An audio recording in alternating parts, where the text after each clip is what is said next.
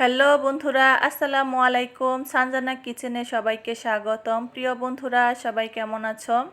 চলে এলাম প্রতিদিনের মতো আবারও আরেকটি রেসিপি নিয়ে। আজকে তোমাদেরকে একটু ভিন্ন রকমের রেসিপি করে দেখাবো।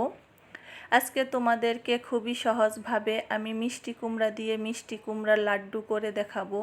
আশা করি রেসিপিটা তোমাদের কাছে খুবই ভালো লাগবে। তো চলো রেসিপিটা শেয়ার করে দিই। তার জন্য এইখানে আমি 1 কেজি মিষ্টি কুমড়া নিয়েছি। এটা একদম পাকা ছিল। তোমরা চাইলে কাঁচা মিষ্টি কুমড়া দিয়েও এই মিষ্টি কুমড়ার লাড্ডুটা বানিয়ে নিতে পারো, কিন্তু পাকা মিষ্টি কুমড়া দিয়ে এই লাড্ডুটা করলেই কিন্তু খেতে বেশি ভালো লাগে।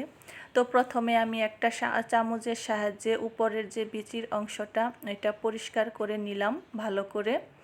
এখন এটাকে খোসা ছাড়িয়ে আমি এইরকম পাতলা পাতলা করে কেটে নিয়েছি।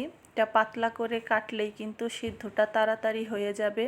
আর মিষ্টি কুমড়াতে এমনিতেই অনেকটা নরম থাকে, চুলায় অল্প একটু রাখলেই এটা নরম হয়ে যায়।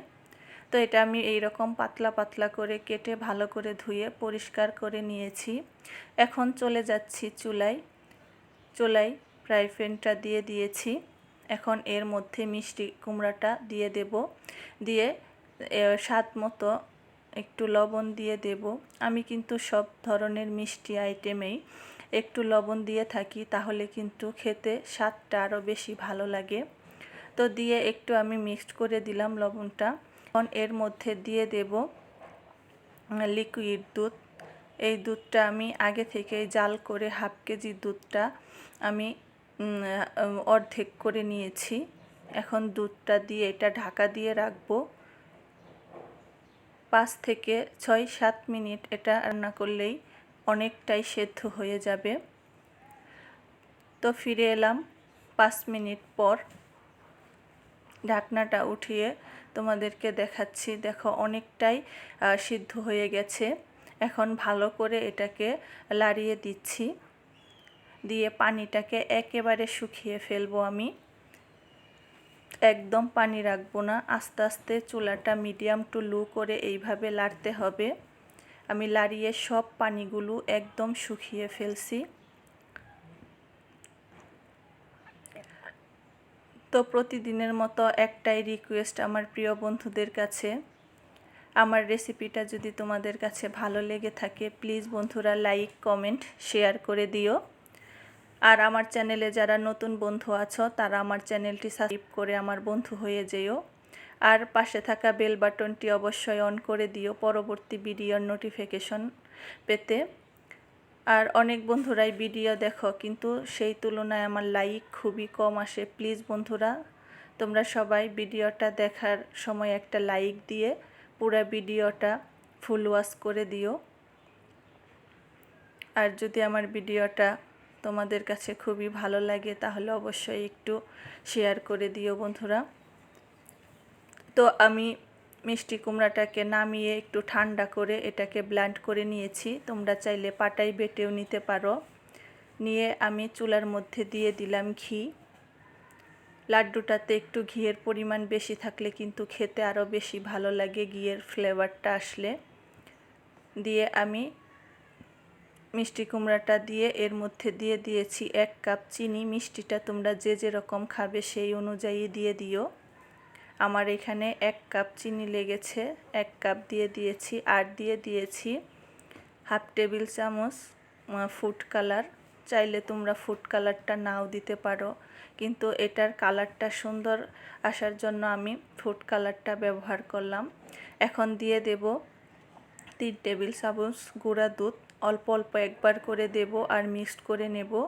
একবারে একসাথে দিলে এটা দলা পাকিয়ে যেতে পারে, তার জন্য অল্প অল্প দিয়ে আমি এটা মিক্সড করে নেব, আবার অল্প অল্প করে দিয়ে মিক্সড করব। তো এটা আমার পানিটা পুরোটা শুকিয়ে গেছে। দেখো বন্ধুরা এই রকম হয়েছে আমার। যখন এই রকম হয়ে যাবে তখন এটা বুঝে নেবে হয়ে গেছে। এত একটু পানি নেই, এখন একদম শুকিয়ে ফেলেছি আমি। এখন নামিয়ে ফেলছি। নামিয়ে এটাকে একটু ঠান্ডা করার জন্য রেখে দেব। গরম অবস্থায় করা যাবে না, এটা ঠান্ডা হওয়ার পর কিন্তু অনেকটাই শক্ত হয়ে যাবে।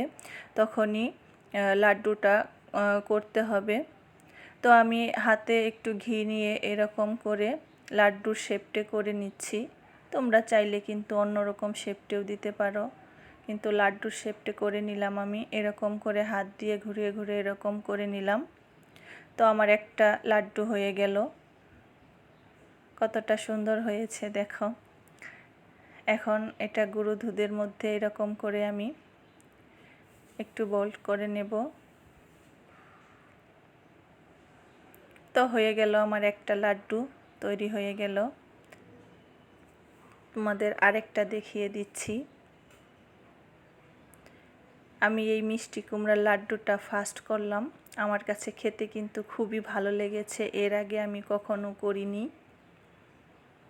তো তোমরাও একবার বাসায় অবশ্যই ট্রাই করো বন্ধুরা, খুবই মজা হয়েছিল খেতে। তো আমার রেসিপিটা কেমন হয়েছে বন্ধুরা অবশ্যই কমেন্ট করে জানিও। আর যারা এই ধরনের রেসিপি ভালোবাসো তোমরা, তো আমি আরেকটা করে দেখিয়ে দিচ্ছি তোমাদের। এরকম করেই আমি সবগুলো লাড্ডু করে নেব। তো হয়ে গেল আমার মিষ্টি কুমড়ার মজাদার এই লাড্ডু। আমি তোমাদেরকে একটা কেটে দেখিয়ে দিলাম, দেখো কতটা সুন্দর হয়েছে, আর খেতেও খুবই ভালো হয়েছিল। আর আমার সব বন্ধুদের কাছে আরেকটা রিকোয়েস্ট আছে, আমার ভিডিও যদি ভালো লেগে থাকে তাহলে একটু শেয়ার করে দিও। আর তোমরা দূর দূরান্ত থেকে যে আমার ভিডিওগুলো দেখছো তাদেরকে অনেক অনেক ভালোবাসা বন্ধুরা আমার পাশে থাকার জন্য। আমাকে সবাই এভাবেই সাপোর্ট করে যেও। তো আজকের মতো বিদায় নিচ্ছি, চলে আসবো আবারও আরেকটা রেসিপি নিয়ে। সেই পর্যন্ত ভালো থেকো সবাই। আল্লাহ হাফেজ।